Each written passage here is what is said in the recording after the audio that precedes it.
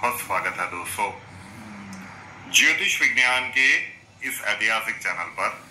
और मैं हूं आप सबका एस्ट्रो दोस्त रुपेन आर शाह। 2019 की प्रेडिक्शन थी कि डोनाल्ड ट्रंप होंगे यूएसए के आखिरी प्रेसिडेंट। बहुत सारे चर्चा का विषय भी बना था क्योंकि वही इलेक्शन डोनाल्ड ट्रंप साहब हार चुके थे। और उसके बाद जो भी घटनाक्रम बना, डोनाल्ड ट्रंप साहब इस बार फिर से चुनकर यूनाइटेड स्टेट्स ऑफ अमेरिका के राष्ट्रपति बनकर वापिस आए। उसके बाद वाले अभी कुछ महीनों पहले की प्रिडिक्शन में ही हमने कहा था कि समय का कालखंड ऐसा आ रहा है कि 2026, 27 और 28 आते आते इन 3 वर्षों में अमेरिका के 50 राज्य है। आप देखते जाइए कि कितने राज्य के अंदर से वो आवाजें उठने लगेगी कि हमें यूनाइटेड स्टेट्स ऑफ अमेरिका का हिस्सा बन के नहीं रहना है। कहीं ना कहीं कर्म की गति का जो चक्र है वो फिर से एक बार उसी तरफ करवट ले रहा है। जो अमेरिका ने वर्षों पहले यूएसएसआर के साथ किया था, इस बार ये घटनाक्रम यूएसए के साथ होता हुआ दृष्टिगोचर होगा। इसी वर्ष में सिंह लग्न की कुंडली है डोनाल्ड ट्रंप साहब की।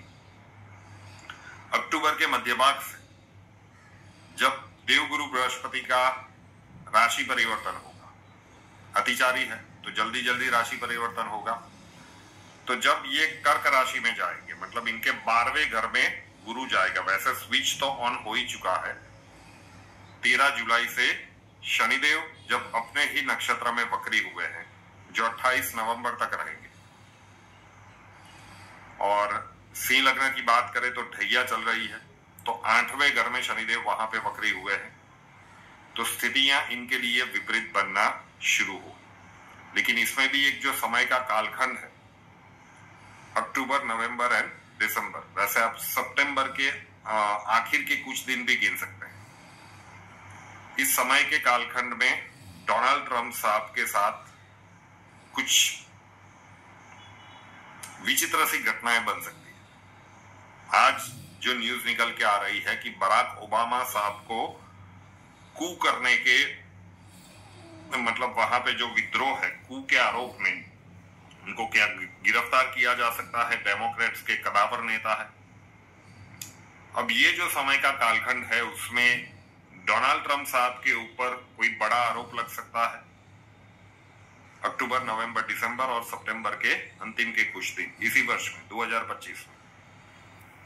या फिर ये भी संभव है कि इनके ऊपर फिर से एक बार असैसिनेशन का प्रयास किया जाए। ये जो समय का अंतराल है 3 महीने और कुछ दिन, ये डोनाल्ड ट्रंप साहब को विशेष सावधानी के साथ निकालने चाहिए।